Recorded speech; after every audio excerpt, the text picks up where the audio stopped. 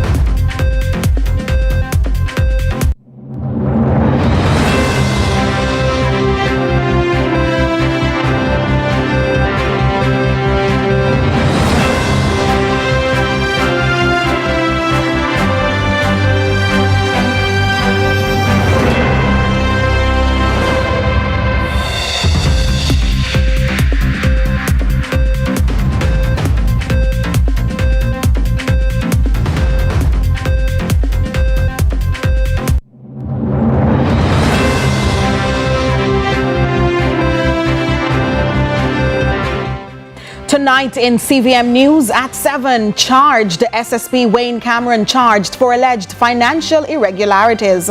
Take accountability. Opposition calls on Health Minister to address mismanagement at University Hospital. And mother seeks help in finding son's killer. Later in Query This, we explore rent shock. Are landlords breaking the law? In the business report, Patrick Hilton named 22nd PSOJ president. While in sports, West Indies lose series against South Africa with a match to spare.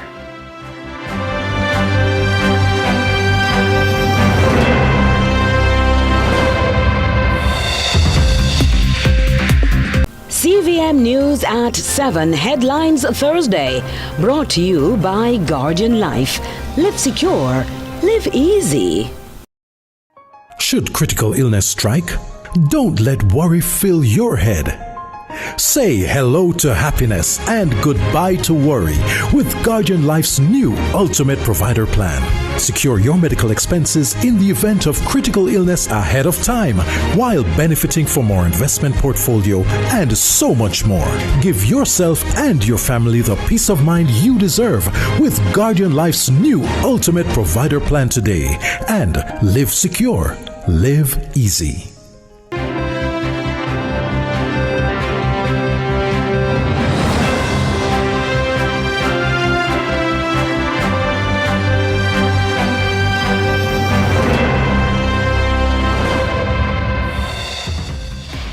From Kingston, Jamaica, this is CVM News at 7. It's Thursday, January 29, 2026. I'm Nika Lewis. Thank you so much for joining us. Chairman of the Police Officers Association, POA, Senior Superintendent of Police Wayne Cameron has been formally charged in connection with an ongoing investigation into alleged financial irregularities relating to POA funds. SSP Cameron, who is now out on bail, has been removed from frontline duties, but his attorney insists he's innocent. Amoy Harriet has the details. So we're here at East Queen Street at the headquarters of the Counter-Terrorism and Organized Crime Investigations Branch, CTOC, where CVM News understands that Senior Superintendent Wayne Cameron is on the inside for questioning. Now, the Director of Public Prosecutions, Claudette Thompson, has recommended he be charged with fraudulent conversion and larceny as a servant. So we're pretty much just out here waiting to hear from SSP Cameron and his attorneys.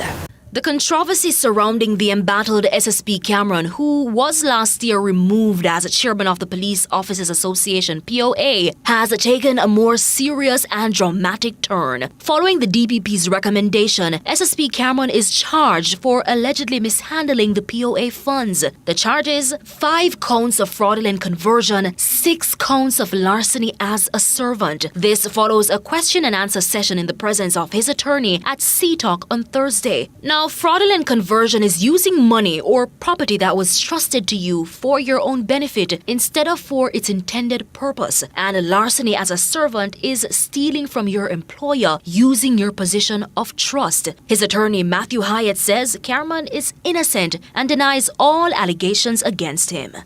At this time, he is innocent and we deny all the allegations involved. What is alarming, though, is that his government-issued firearm has been confiscated. Instructions have been given for that to be done. On what basis, we don't know. And so we're very alarmed at that. CVM News understands, however, that the seizure of government-issued property is standard practice when an officer is under investigation. Cameron has been removed from frontline duty and is now out on station bail that was offered in the sum of $500,000. Hyatt was asked about his attorney's current mood. Shocked, but he's in good spirits. Now, in a joint press release Thursday evening, the Jamaica Constabulary Force, JCF, and the Financial Investigations Division, FID, said it would be inappropriate to comment further as the matter is now before the courts. The release said, quote, "We hereby reiterate our commitment to the rule of law, due process, transparency, and accountability. SSP Cameron is entitled to the full presumption of innocence, and the matter will now be determined by the courts." End quote. The matter is scheduled to be heard in court on February 12. And we hope that in subsequent court hearings, we will put this matter behind him. And as it relates to his position within the POA, where is that? I can't speak to that at this time. He's still very much employed, and so we will see where we go from here. Now, Cameron's troubles started last year when Police Commissioner Dr. Kevin Blake declared the position of chairman of the POA vacant, effectively removing SSP Cameron from the role. The commissioner argued that Cameron could no longer represent gazetted officers, citing concerns about irregularities in unaudited accounts and a failure to hold an annual general meeting since 2022. However, Cameron strongly objected, insisting that only the POA's constitution, not the police commissioner, has the authority to remove its chairman. The matter was taken to the Supreme Court, where Cameron successfully secured an injunction temporarily blocking the commissioner's decision and allowing him to remain in the post while the case proceeds. That ruling is now under appeal. Reporting for CVM News, I'm Amoy Harriet. Attention is once again on the University Hospital of the West Indies as opposition spokesman on health and wellness, Dr. Alfred Dawes, is calling on Health Minister Dr. Christopher Tufton to take accountability for what he describes as the mismanagement of the hospital following damning findings in the Auditor General's report. Dr. Dawes also says the minister has been engaging in numerous hospital tours, which he claims are being used as a distraction from the serious issues raised in the report. Opposition spokesperson on health and wellness, Dr. Alfred Dawes, is accusing the Minister of Health and Wellness, Dr. Christopher Tufton, of trying to distract people from the Auditor General's report on the University Hospital of the West Indies. Dr. Dawes says the hospital, which is a premier teaching hospital, faces what he describes as a death spiral. Not only does it serve as a teaching hospital and it is in danger of losing its accreditation and as a result affecting the University of the West Indies. But it sees about 10% of the Jamaican population every year, and it is a Type A referral hospital. So we have to preserve the University Hospital of the West Indies. And what has been happening, especially over the last few years, is that the hospital is almost in a death spiral because of poor governance. Dr. Dawes claims the minister fired the board, replaced it with favored members, and endorsed the governance structure that lacks accountability. This is the same CEO who has overseen the scandal that has plagued the University of the West Indies that we're seeing in the Auditor General's report. Now, when a minister steps in and fires a board who is trying to enact reforms and puts in place somebody who presides over massive mismanagement leading to this scandal that we're seeing today, he has to accept some responsibility. Dr. Dawes says staff has written formal complaints and sent meeting notes to the board highlighting procurement irregularities and breaches. He says the reports highlight a mismatch between staff needs and senior management priorities, which has affected patient care. And then those who he favors, they go around acting, in the words of the staff, like absolute monarchs. And this has led to an HR crisis at the University Hospital. They have highlighted procurement issues, irregularities. They have been sidelined from the process. There has been a mismatch between what they need to function properly and the needs of the senior management of the University Hospital, leading to dysfunctional equipment and services not being able to attend to patients because there has been a reliance on infrastructural developments rather than giving them the tools they need to work with. He also questions why the health minister only announced a review panel after the Auditor General's report became public, noting the issues were known since last year and had already been flagged in an earlier investigative report since November. Because the panel is only to serve as a distraction for you to wait 4 months, lose interest, and then you would move on to another scandal somewhere else, maybe Cornwall Regional, and then this matter would die a slow and painful death. So we do have not just the findings, but we have the recommendations. So I don't know what this new panel is going to add. Carla Ramdeen, CVM News. Meanwhile, Opposition Leader Mark Golding has addressed questions surrounding the Auditor General's latest report, saying no member of the People's National Party's Parliamentary Caucus has been implicated. Speaking with reporters, Golding stressed that the findings relate to systemic and administrative issues rather than personal wrongdoing by party representatives. Golding also cautioned against what he described as attempts to politicize the report. I've had discussions with the person to whom you referred. Those discussions are not matters that I would disclose the details of. Suffice it to say, he knows my position because my position is not new.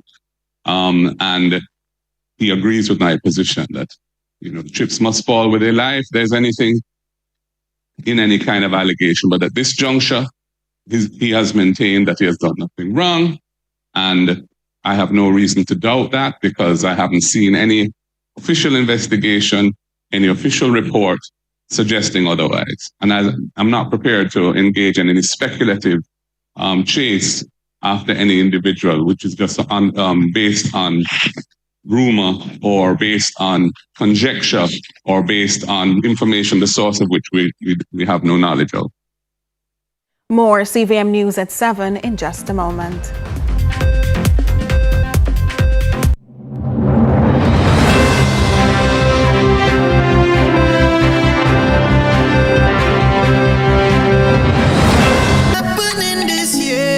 Jamaica, coming out and join the Reggae Music fraternity led by the Honorable Olivia Grange, Minister of Culture, for the annual Reggae Month Church service, Sunday, February 1 at Fellowship Tabernacle, Pembroke Hall, Kingston, starting at 9 a.m. Immersed in the pulsating rhythms of roots rock reggae music. Join us for the delayed broadcast right here on CVM TV beginning at 10:30 a.m.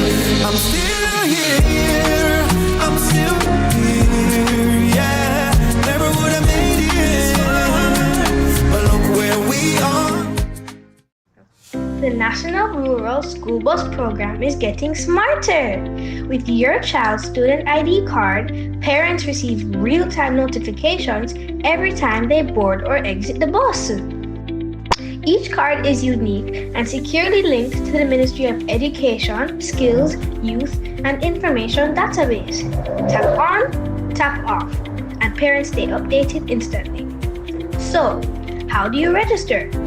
Number 1. Visit jamaica-district.mysmartterm.com/bus-portal/registration. Number 2. Enter your child's details. Number 3. Upload supporting documents. Number 4. Submit your application. It's that easy. Safer, smarter, more secure. Register today and ride with peace of mind.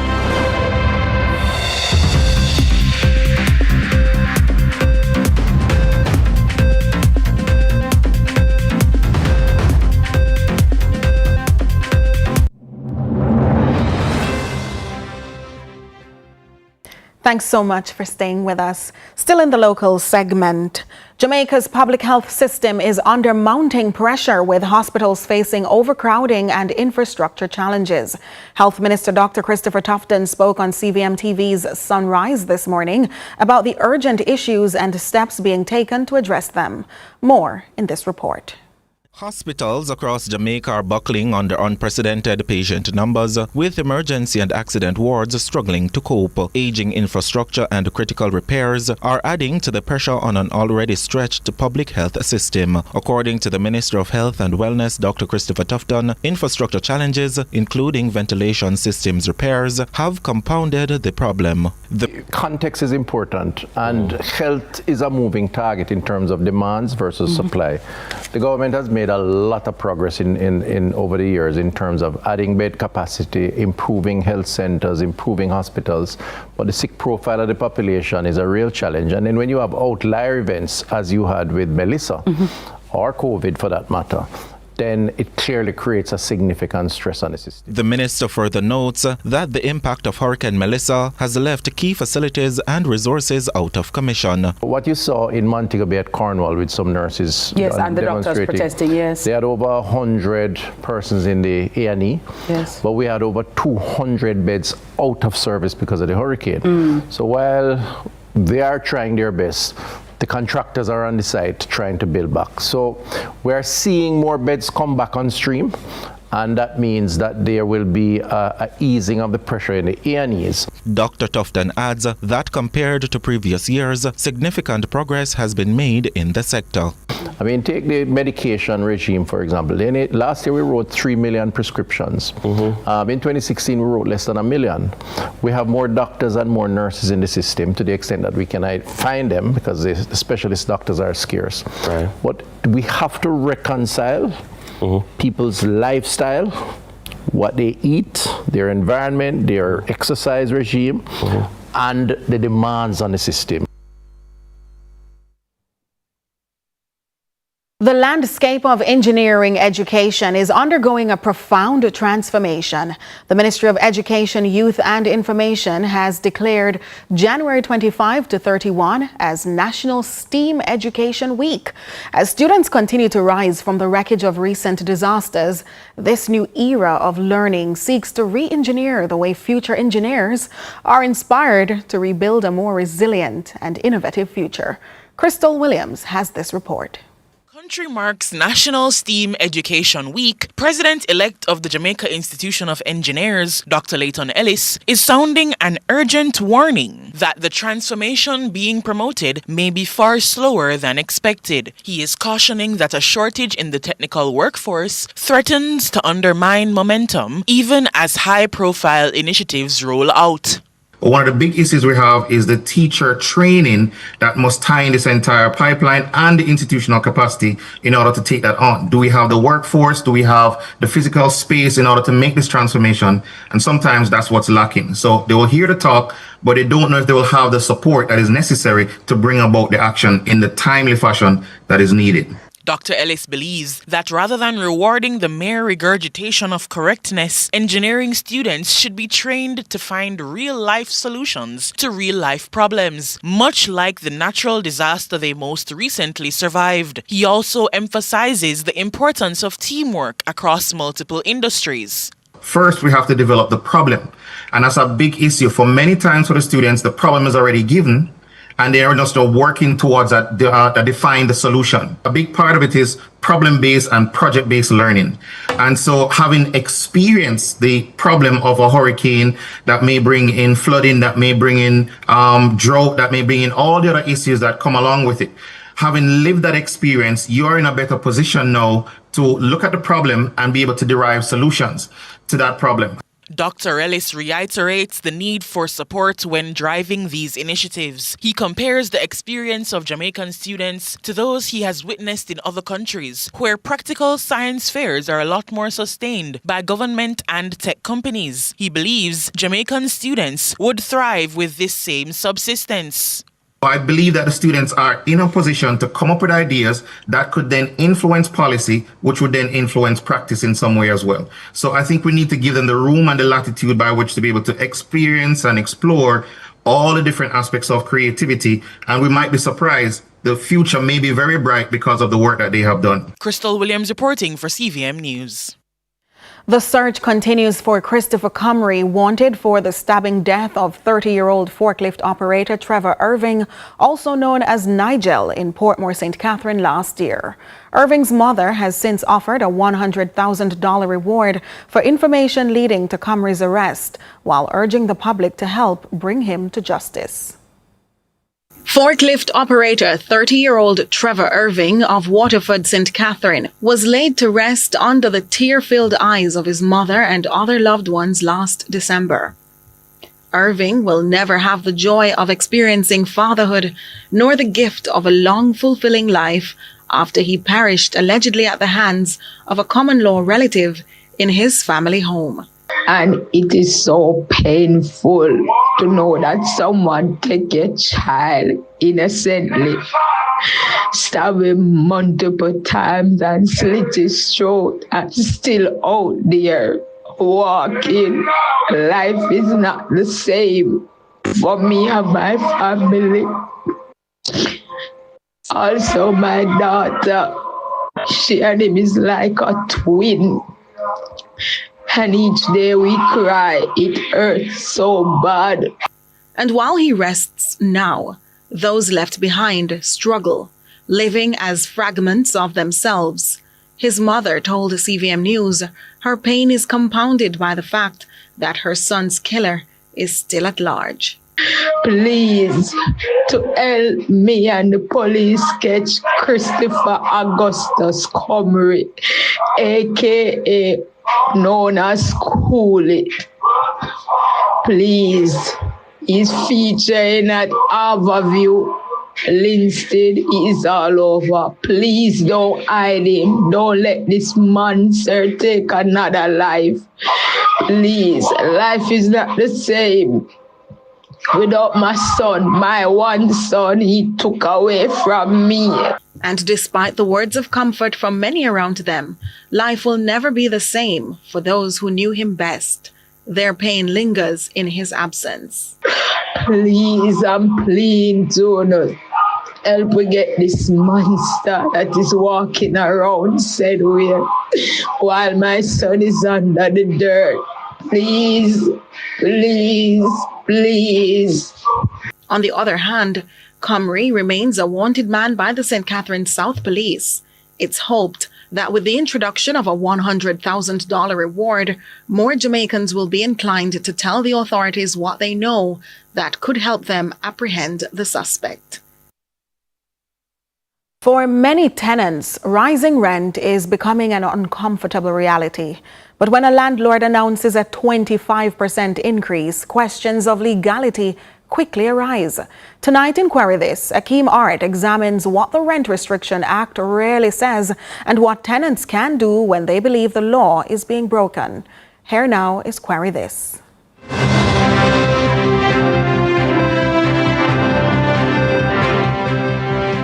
For the average Jamaican living in the corporate area, rent may be between $50,000 and $80,000. You've been paying rent consistently for 5 years. Suddenly, your landlord sends a WhatsApp message saying your rent will increase by 25% the following month. Now, if you are paying $50,000, that would mean an additional $12,500, and naturally, it would be higher if you are paying a higher rent. But under the Rent Restriction Act, does he have the right to raise the rent so drastically? Attorney Giselle Hickling explains the act. If a landlord decides that he wishes to rent his property, he would have to apply under the Rent Assessment Board to have the property be what is deemed a controlled premises. Once that is done, they now can apply what is considered the standard rate, which is done by the assessment of the property. So that is where the property is located, the market value of the property, how many rooms might be in the property, whether it's a dwelling house or it's a commercial property. So once they determine all of these things, their assessment board will tell you what is the standard rent for you to charge your tenant. According to the Act, landlords are within their right to raise the rent by 7.5% annually, only with the permission from the Rent Assessment Board. But what if you have been living at the property for over 5 years? Does that give the landlord the right to raise it? The increase in rent above 7.5%, which is the standard rate, would have to come down to what the property is assessed at. And you, as the landlord, would have to apply for that assessment to be done. And that would be looking at if you have done any renovations on the property. They would also look at the type of property. And they would bring it down now to say that property is now able to be assessed over the 7.5% based on these renovations that were done. And did you know you have options if you believe the increase is unfair or illegal? You can challenge it.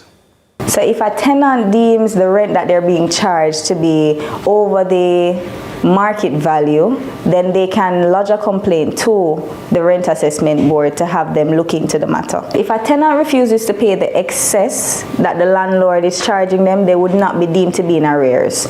They would just merely have to lodge their complaint, and that sum would not be recoverable by the landlord. For the landlords being a nuisance to their tenants, Attorney Hickling has a warning. Kindly note that your duty as a landlord is not just to collect the rent for the property, but it is to ensure that the property is not in disrepair.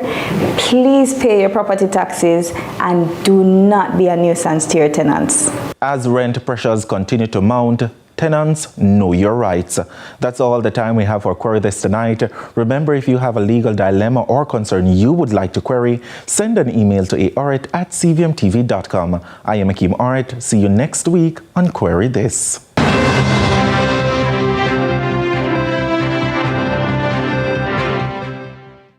We take a break. More to come.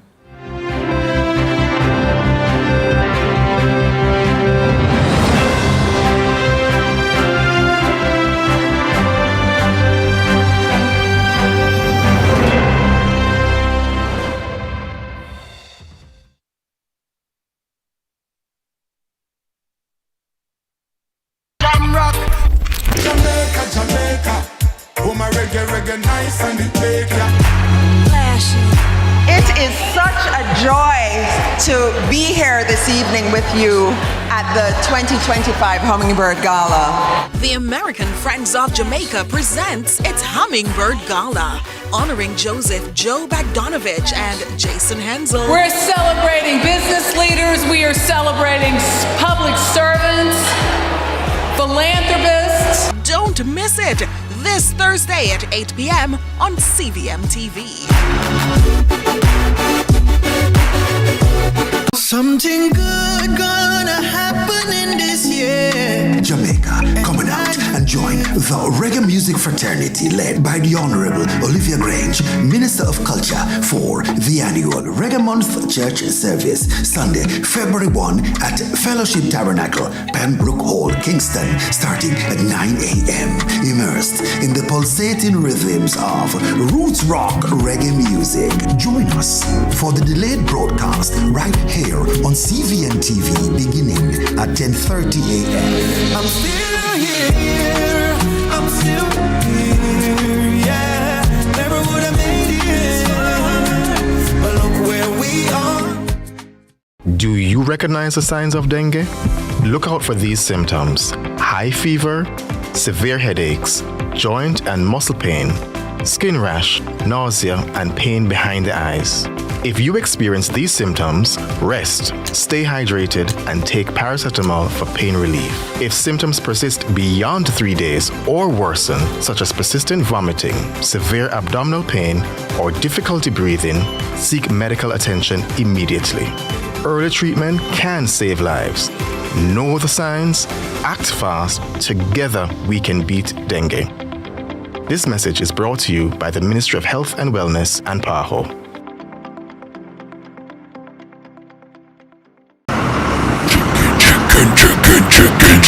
Chicken, mega deal, super chicken, mega deal. The KFC value menu has you thinking chicken. Get the chicken box combo for just $680. KFC. The KFC value menu has you thinking chicken. Get the famous meal combo for just $640. The time by KFC is 7:30.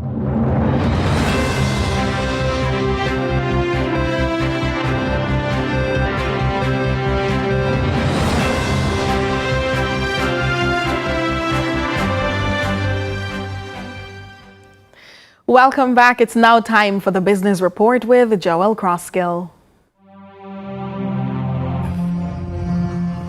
Lots to share with you in the Business Report today, as the Private Sector Organization of Jamaica officially made the public introduction of its 22nd president. The preeminent advocacy body for companies and titans of business in Jamaica in 2026 will celebrate a half-century of representation, with newly appointed President Patrick Hilton at the helm, having been handed the baton by outgoing President Mitri Siaga, who completed a distinguished 3-year term of strong advocacy, institutional strengthening, and decisive leadership. Under his leadership, the PSOJ strengthened its institutional voice, it sharpened its policy advocacy, and it played a steady role in protecting Jamaica's economic stability.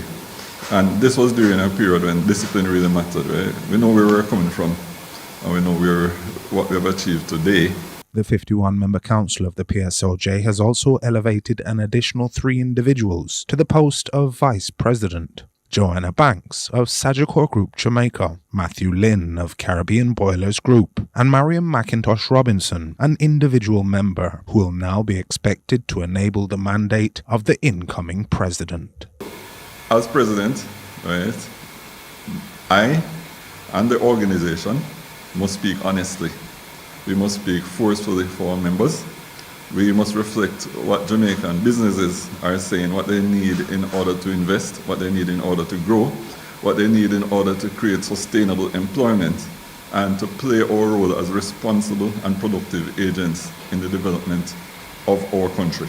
Hilton comes to the presidency with more than 3 decades of experience in banking and finance, having most recently served as president and CEO of NCB Financial Group, the largest and most profitable financial institution in Jamaica and the most profitable standalone financial group in the English-speaking Caribbean. However, a structure that he experienced outside of his career in banking is what informs the following.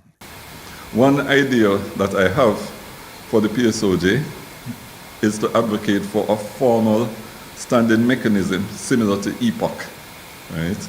One focused squarely on the growth agenda, bringing together government, the opposition, the private sector, and social partners in a disciplined framework.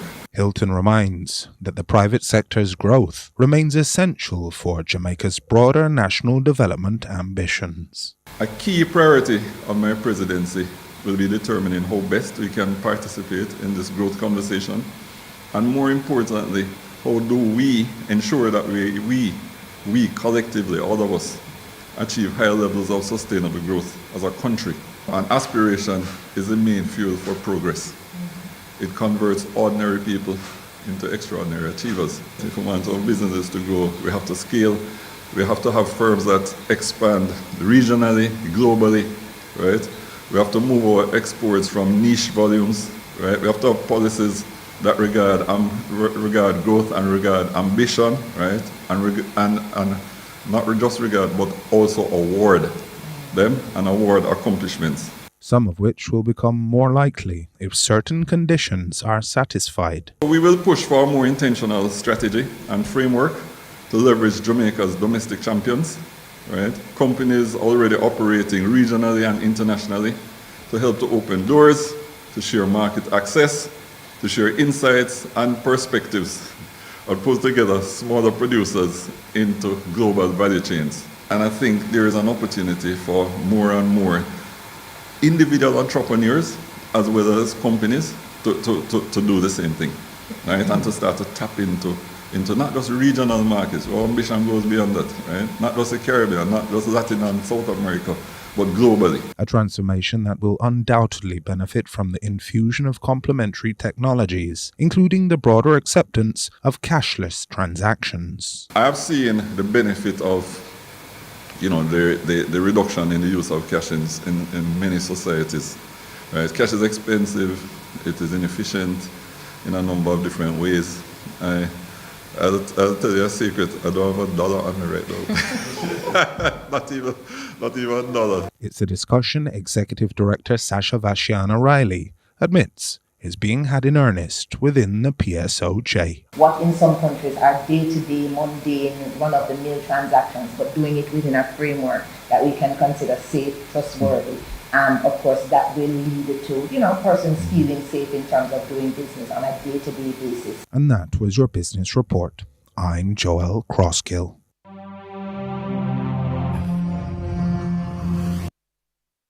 We now turn to regional and international news.